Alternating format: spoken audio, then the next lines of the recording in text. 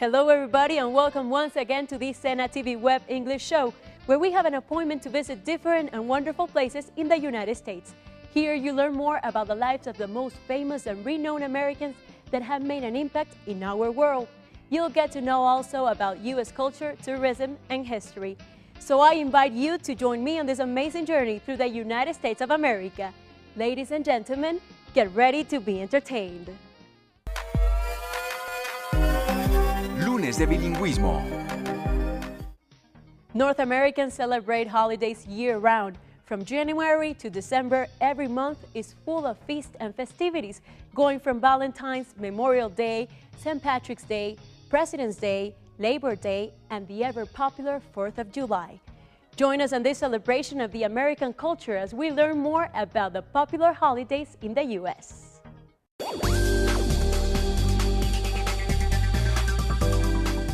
Americans only have a few federal holidays. They have 12, while Colombia has more than 20. The 1st of January is a holiday. This marks the celebration of the beginning of the new year. You may want to spend the night before at Times Square in the famous New York's New Year's Eve, considered the biggest party in the world. January 15th is Martin Luther King Jr. Day. It is always the third Monday of January each year. Martin Luther King was an African-American civil rights activist who successfully protested against racial discrimination in a nonviolent way, highlighted by his world-famous speech, "I Have a Dream."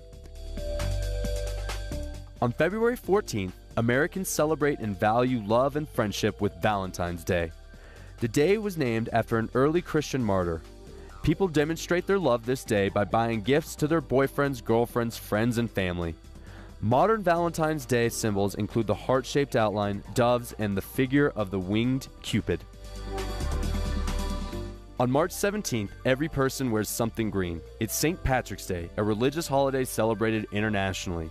It commemorates St. Patrick, the most recognized of the patron saints of Ireland. People go to churches, wear green attire, especially shamrocks, and celebrate the lifting of Lenten restrictions. Memorial Day is another federal holiday celebrated on the last Monday of May. It originated after the American Civil War to commemorate the fallen Union soldiers of the Civil War. By the 20th century, Memorial Day had been extended to honor all Americans who have died in all wars. It normally marks the start of the summer vacation season, usually celebrated with a major display of fireworks. The 4th of July, or Independence Day, is a federal holiday in the United States, commemorating the adoption of the Declaration of Independence from the Kingdom of Great Britain on July 4th, 1776. Independence Day is the national day of the United States. When Labor Day comes around the corner, students start feeling blue because this marks the end of summer vacations and the beginning of the school year. It is celebrated always the first Monday of September.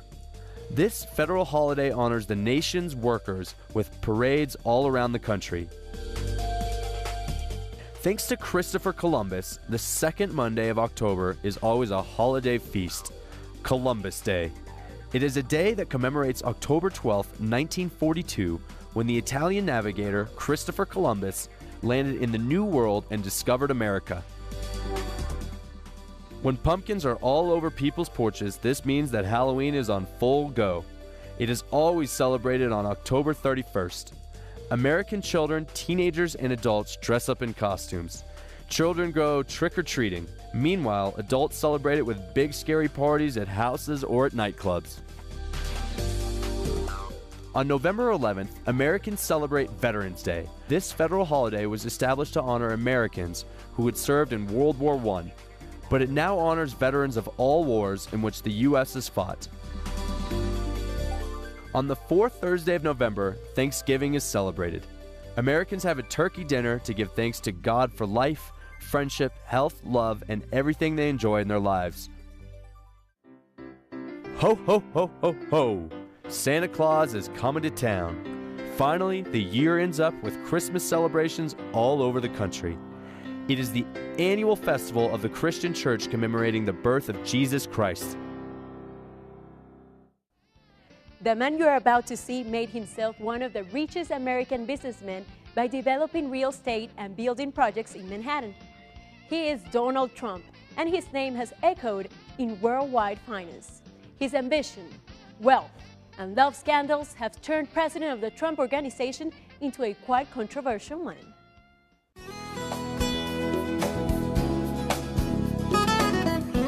New York witnessed the birth of Donald John Trump on June 14, 1946.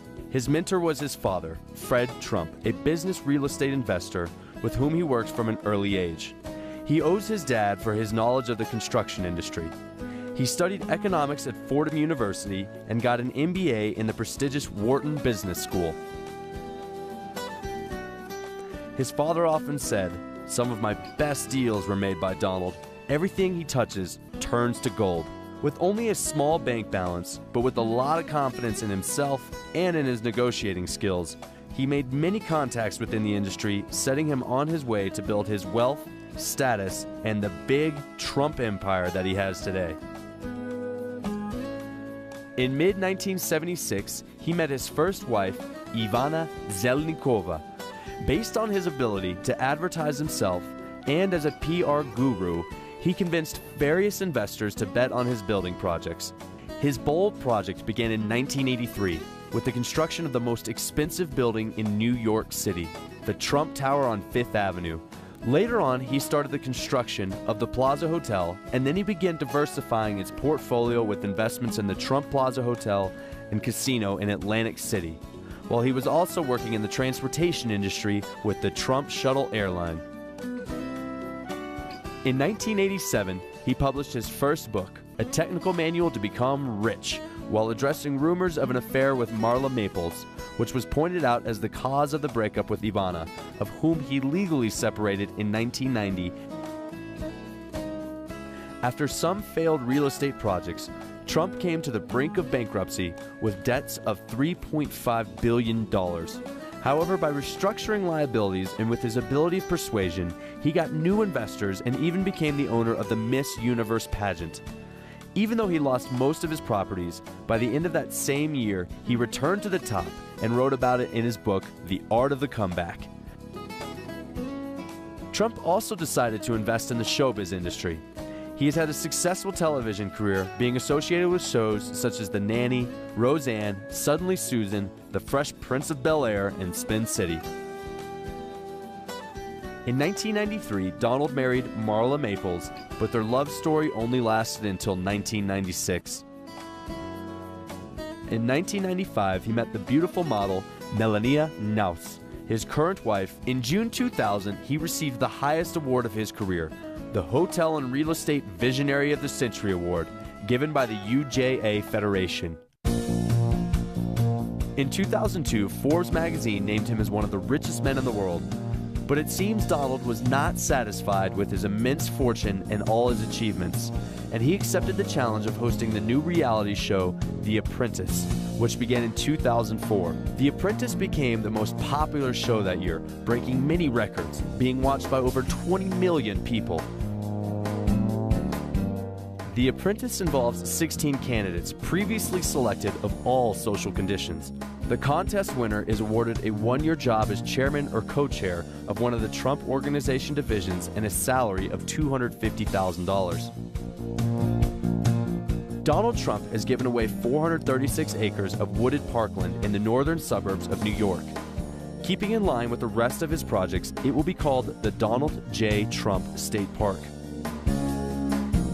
His fortune is currently estimated to be $2.9 billion.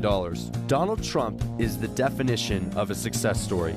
He is a passionate philanthropist, a successful businessman, and a deal maker. Let's hope you never get fired by this impressive mogul.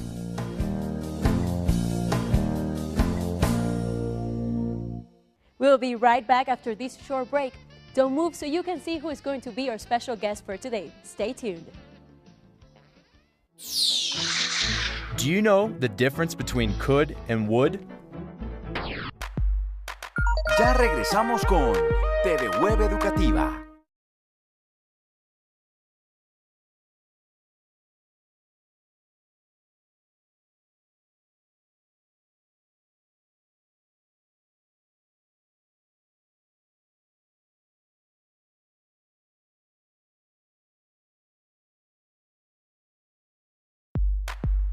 Seguimos con TV Web Educativa. Could. Could is an auxiliary verb used to make requests, ask for permission, make suggestions, and express future possibility. For example, request. Could you please lower your voice? Permission. Could I borrow your dictionary? Suggestion. You could take an aspirin for that headache. Future possibility. I think we could go to the mall tomorrow. Would. Would is an auxiliary verb used to make requests, ask for permission, and make arrangements. Example, request. Would you please pass me the salt? Permission. Would you mind if I take your car today? Many people in the world travel to countries to have cultural exchanges and to learn another language. If you decide to travel or live in another country, these tips and personal life experiences might come in handy.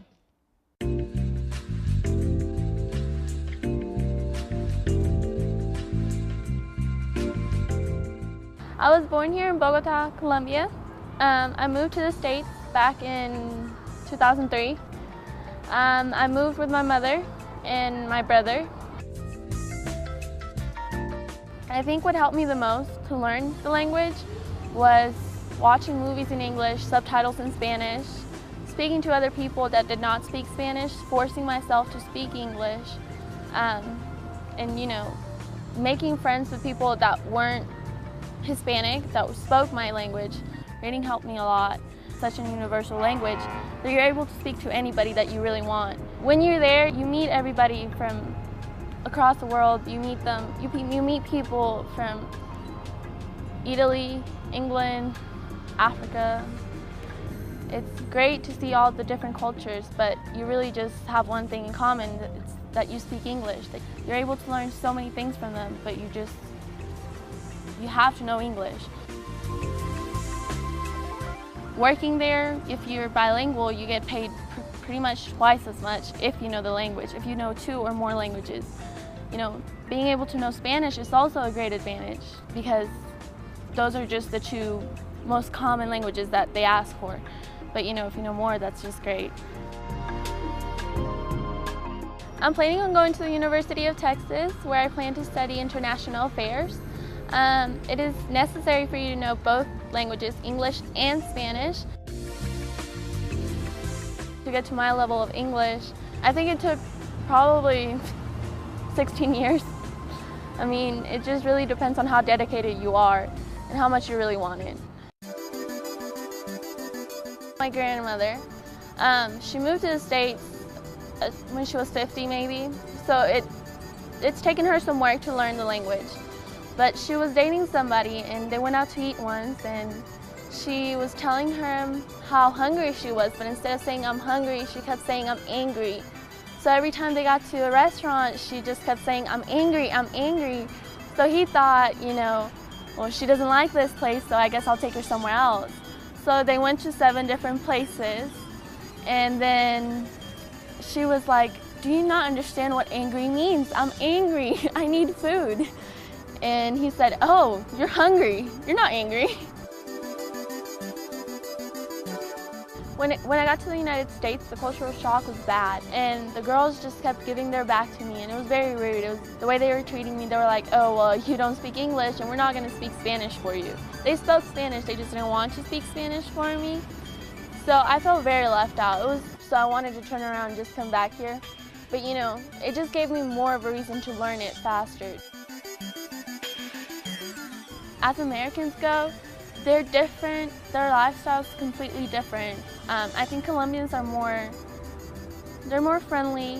They're my people. They're always gonna be, my favorites. But it's different. Everyone just cares for themselves. Life in the United States is very different. Here in Colombia, you're able to walk out of your house, go take a bus, and get anywhere, or take a taxi and go anywhere. There, you're very dependent on your car. If you don't have a car, you have to depend on somebody. There's not a lot of buses, there's not a lot of taxis. You can't just call up a taxi because if you're able to get one, it's very expensive.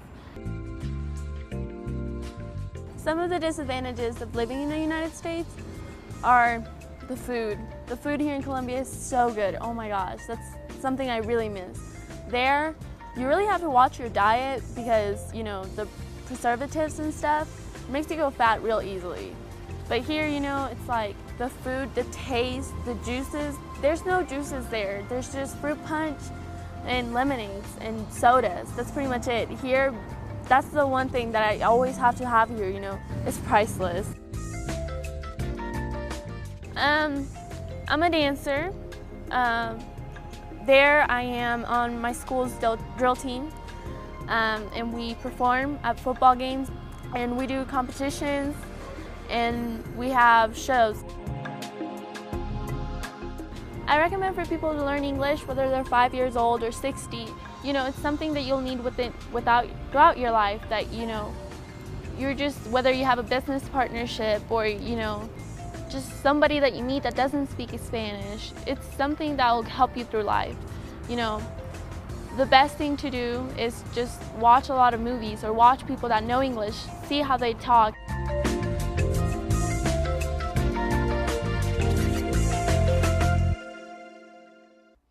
Disney is for kids, but for most grown-ups, adventure starts with these 5 words. Welcome to fabulous Las Vegas. This town, located in the state of Nevada, is an ever-changing fantasy land with an unbelievable expansion since it emerged from the desert just over 100 years ago. Filled with 5-star hotels, casinos, nightclubs, and luxury retailers, Las Vegas attracts millions of tourists who crave the adrenaline that only this city can offer. Let's see why its marketing catchphrase is so true. What happens in Vegas stays in Vegas.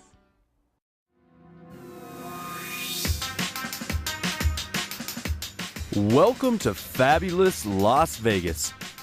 This famous sign was created in 1959 by Betty Willis and welcomes you to a major resort city, Las Vegas, Nevada, one of the world's top show and entertainment destinations and the world's most famous place for legal bets and gambling, which has given Las Vegas the name of Sin City.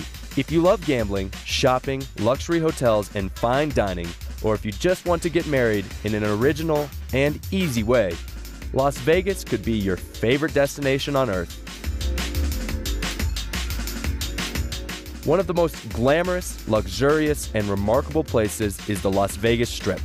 Grand resorts with casinos, restaurants, and theaters, along with Las Vegas Boulevard, make it the world's entertainment capital. Each famous theme hotel is a world full of entertainment in itself. Located at Las Vegas Boulevard Strip, each hotel is like its own Disney resort. Some of the more famous hotels include the Caesar's Palace, based upon the ancient city of Rome, the Italian-themed Bellagio, and also the Venetian Resort. The Venetian is one of the most beautiful casinos built in Venetian architecture, complete with its very own Venetian-styled gondola rides. The New York Hotel and Casino replicates the magnificent capital of the world and all of its tourist landmarks. Its best feature is a roller coaster that whizzes through the inside and outside of the casino. You are probably familiar with the Bellagio fountains, a collection of hundreds of fountains that dance to the tune of music and are featured in many Hollywood movies. The Wynn Hotel in Las Vegas features a restaurant called Boteros, adorned with various statues of Colombian artist Fernando Botero. You should also visit the Stratosphere Tower, which is the tallest observation tower in the United States. In Las Vegas, you will also encounter the most expensive private project in the history of the US, City Center. If you go to Vegas, be sure not to miss one of the shows of Le Cirque du Soleil, among other hundreds of activities to do in this Disney World for adults. At Vegas, you can find more than 197,000 slot machines in all of its casinos. The casinos in Las Vegas take in more than $10 billion annually in gross gaming revenue. If your plan is enjoying your best friend's bachelor party, you must go to the best nightclubs in Las Vegas. Check out the Tao nightclub at the Venetian, which is an icon of exotic exclusivity. Other interesting nightclubs to visit are Surrender, Jet in the Mirage, and Pure nightclub at Caesars Palace Hotel. Getting married in Las Vegas is incredibly easy and fast. It takes about 10 minutes to get a marriage license. There is no doubt that Las Vegas is the wedding capital of the world. Clark County at Las Vegas issues more than 125,000 marriage licenses each year. That's about 350 weddings per day. As a tourist destination, Las Vegas is paradise. And just for the record, if you experience a hangover in your trip to Las Vegas, don't worry. Remember, what happens in Vegas stays in Vegas. We'll be right back after this short break with more tips, fun facts, and entertainment. You are watching SENA TV Web. Don't move.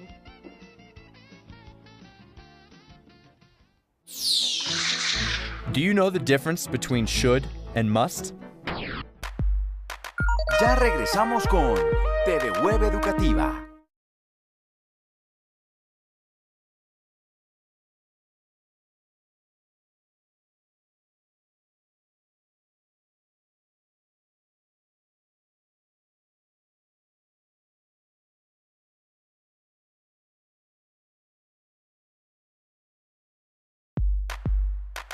Seguimos con TV Web Educativa.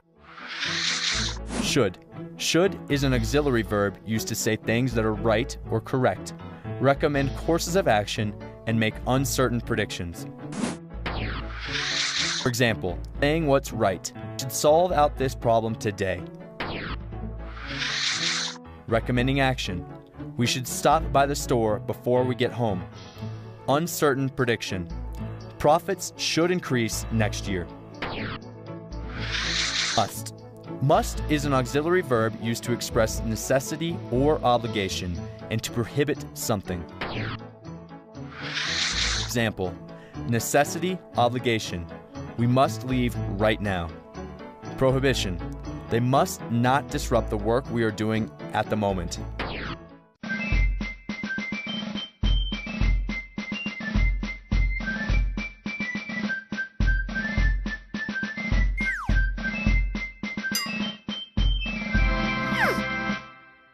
Hi everyone and welcome to our English tip for today. This lesson is part of the National Learning Service SENA bilingual programs and it is made for you. Today you'll learn how to ask questions in English. First of all, you should know the meaning of each one of the words you can use to ask questions. For example, what significa qué? Which se refiere a cuál o cuáles. Where significa dónde o a dónde. When se utiliza para preguntar cuándo. Why es por qué. Who es para preguntar quién o quiénes. Whom es a quién o a quiénes. Whose es de quién o de quiénes. How significa cómo. You can use all of these words like this. Hello Philip, what time is it?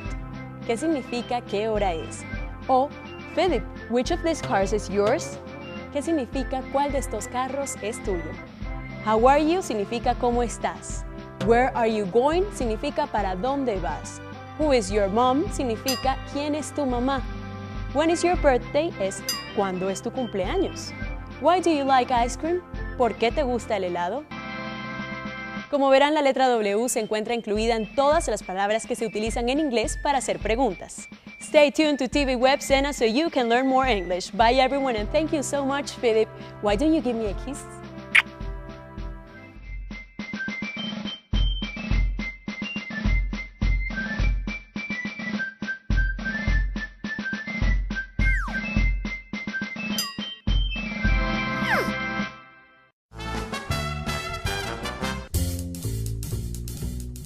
$1 bill.